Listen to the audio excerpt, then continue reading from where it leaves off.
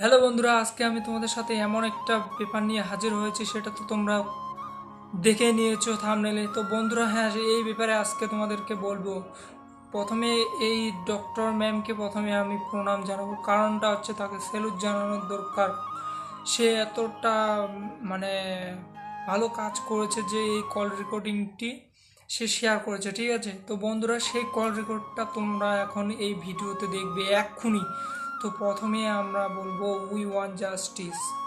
তো বন্ধুরা, এই ম্যামকে প্রথমে প্রণাম বলে দিলাম যে ইনি যে কাজটা করেছে, যে এই কল রেকর্ডিংটা শেয়ার করে খুব ভালো কাজ করেছে। তো বন্ধুরা, চলো কি হয়েছে আর আসল ব্যাপারটা কি, কোথা থেকে কী হয়েছে, কিভাবে আমাদের ডক্টর মৌমিতা দেবনাথকে মানে মরতে হয়েছিল। তো বন্ধুরা, এই সম্পূর্ণ এই ভিডিওতে দেখবে আর এই ভিডিওতে শুনবে, মনোযোগ দিয়ে শুনবে, একটাও মিস করবে না বন্ধুরা।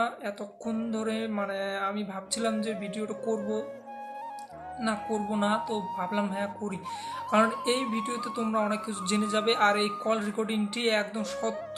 আর ওই যেখানে কি জানি বলে হসপিটালটার নাম, সেই হসপিটালটা যেখানে হচ্ছে তোমার ডক্টর মৌমিতা দেবনাথ মৃত্যু হয়েছে, বা ওইখানটায় উনি চাকরি করতেন। যে কি জানি আরজি কর কলকাতা মেডিকেল কলেজ। তো বন্ধুরা, উনি ওখানেই, এই যে যেই ম্যামের কথা বলছি, তো ইনিও ওইখানটায় চাকরি করে, এখনও করছে। তো বন্ধুরা বলছে যে নাম বলবো না, ঠিক আছে? ম্যামটার নাম বলবো না, কারণটা অনেকটা অন্য কিছু হতে পারে। তো বন্ধুরা, এই আজকের কল রেকর্ডিংটি তোমরা মনোযোগ দিয়ে শোনো। তো চলো। জি, এত কষ্ট হচ্ছে ভিতরে যে হসপিটালে বসে থাকতে পারছি না। আমাদের সব ডাক্তাররা সবাই খুব ডিস্টার্বড। আজকে তো ওপিডি বন্ধ রাখা হয়েছে।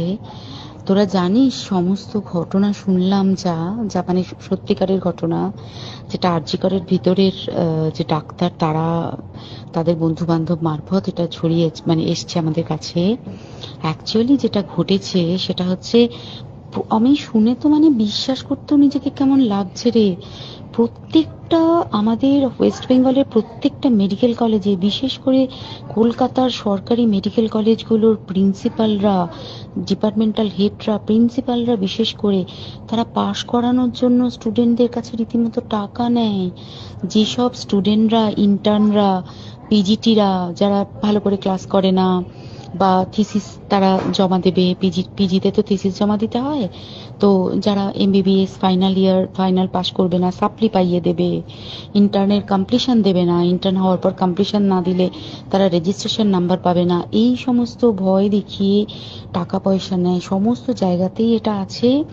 এর মধ্যে সব থেকে নিকৃষ্টের থেকেও নিকৃষ্টতম হচ্ছে সন্দীপ ঘোষ, প্রিন্সিপাল, যে তোর আমাদের কি বলে আরজি কর মেডিকেল কলেজে। সেখানে ভাব যে ওনার একটা বিশাল নেক্সাস ছিল, যাতে উনি বেশ কিছু ইন্টার্ন, হাউস স্টাফ এদেরকে দিয়ে ওই নেক্সাসটা চালাতেন। তারা ওখানে একটা সেক্স র্যাকেট চালাতো, তারা একটা ড্রাগ র্যাকেট চালাতো। ড্রাগ র্যাকেট মানে ওই যে ওটাতে বলেছে না, ড্রাগ মানে শুধু ওই হেরোইন আর ব্রাউন সুগারের ড্রাগ খাওয়া বা মদ খাওয়া নয়। ড্রাগ মানে হচ্ছে যে কম দামি, কম টাকায় যে ওষুধ পাওয়া যায়, যে ওষুধ, ওষুধ না জল ভগবান জানে, সেই ওষুধের মানে কোটি কোটি টাকায় যে টেন্ডার বেরোতো, সেই ওষুধ নিয়ে ওষুধ কোম্পানিগুলোর কাছ থেকে কোটি কোটি টাকা, সেই সমস্ত টাকার একটা বড় অংশ যেত পার্টি ফান্ডে, বুঝতেই পারছিস তাহলে। সেই জন্য পার্টির একদমই কাছের উনি, পার্টির মানে একদম খোদ মানে ওপর লেভেলের, একদম আসল জায়গাকার কাছে। তো এবার উনি এই যে নেক্সাসটা চালাতেন, তাতে রীতিমতো কোন ইন্টার্নকে উনি পাশ করাবেন, কোন পিজিটিকে উনি থিসিস কমপ্লিট করাবেন, সেগুলো সব ভয় দেখিয়ে টাকা নিতেন। আর তার হয়ে কাজ করতো ওই ইন্টার্ন হাউস স্টাফের একটা পুরো বড় নেক্সাস।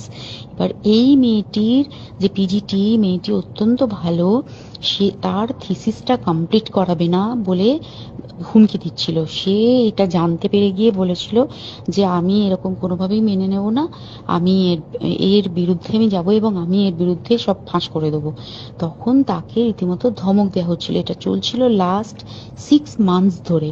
6 মাস ধরে তাকে হুমকি দেওয়া, তার প্রতি মানে বেশি বেশি প্রথমের দিকে কি করছিল, অত্যাচার করছিল, মানে কিরকম বেশি বেশি করে নাইট ডিউটি দিচ্ছে, at a stress 36 hours duty, বেশি বেশি করে নাইট, বেশি বেশি করে খাটানো, এবং এগুলো সব জানে ডিপার্টমেন্টাল হেড, চেস্টের যে ডিপার্টমেন্টাল হেড সেও জানে, সিনিয়র পিজিটিরা সবাই জানে, প্রিন্সিপালের নির্দেশেই হচ্ছে, এবং ওনার নেক্সাসের ছেলেমেয়েরাই কাজ করছে। তারা 6 মাস ধরে এটা করেছে, করার পরেও যখন ওকে আটকাতে পারেনি, তখন কি করেছে, ওই দিনকে ওরা ঠিক করেছে যে দিনটাতে এই ঘটনাটা ঘটেছে, সেদিন কতখানি প্ল্যান্ড এবং গট আপ গেম দেয়। সেই দিন ওই ঘরে, ওই সেমিনার রুমে প্রত্যেক দিনই 4 তলার আরো অনেকেই যারা সিনিয়র পিজিটি বা জুনিয়র পিজিটি, তারা কিন্তু বিশ্রাম নিতে যেত, অনেকেই ওই ঘরে যেত।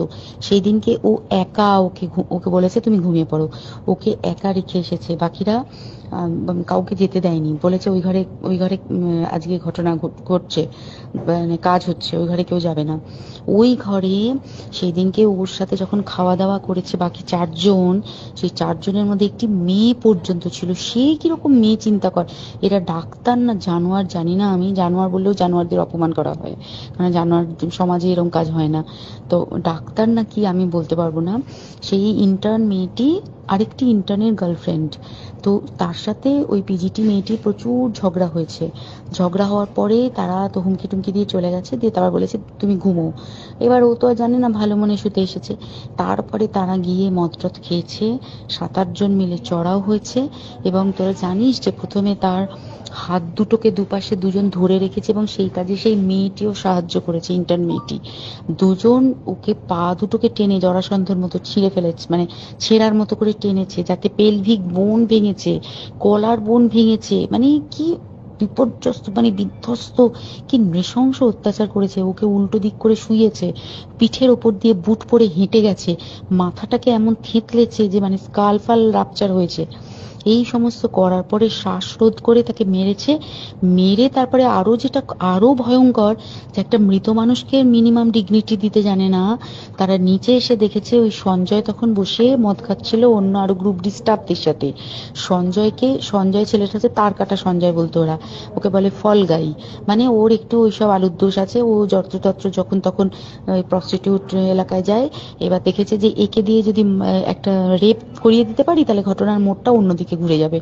এইবার ওকে বলেছে যা, সেমিনার রুমে তোর জন্য রেখে এসেছি, যা তুই এবার গিয়ে কাজ করে দিয়ে আয়।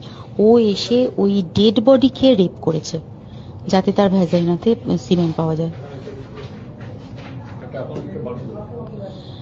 তো এবার এই হচ্ছে, প্লিজ আমি নাম করে ফেললাম সবকিছুই, কতজন আমি যে নামগুলো পাঠিয়েছি এই সব ডাক্তাররা, এরা সব জড়িত জানিস, কিন্তু কেউ কোনো প্রমাণ নেই, প্রমাণ লোপাটের জন্য। সেদিনকে ওই ইন্টার্ন এবং ডাক্তাররা যে ওইখানের যে বাথরুমটাতে হাত পা ধুয়েছে, রক্ত ধুয়েছে, সেইটাকে তাড়াতাড়ি প্রমাণ লোপাটের জন্য ওই দেওয়ালকে ভেঙে দিয়ে তার মানে ওই বাথরুমের জায়গাটাকেই ভাঙতে হচ্ছে ওদের, ওখানে নাকি ওরা রুম বানাবে, কালকে দেখেছিস তোরা খবরে। আর বেশি বলতে পারছি না, মানে তোরা তো সবাই প্রোটেস্ট করিস, আমরা তো আমাদের দিক থেকে করছি, কিন্তু কিছুই হবে না, এই পোড়া দেশে কিছুই হবার নেই, শুধু ভেতরে ভেতরে গুমড়ে গুমড়ে কষ্ট পাওয়া। আর আগামী প্রজন্মের যে ডাক্তাররা বেরোবে, তারা যে ইন্টার্ন বা পিজিটি বা এই যাদের কাছে আমরা যাব ভবিষ্যতে, তারা কি ডাক্তার না কি আমি জানি না, কি নিয়ে তাদের কাছে আমরা যাব, আর কি করে বা আমাদের পরের প্রজন্মকে আমরা সুরক্ষিত রাখবো।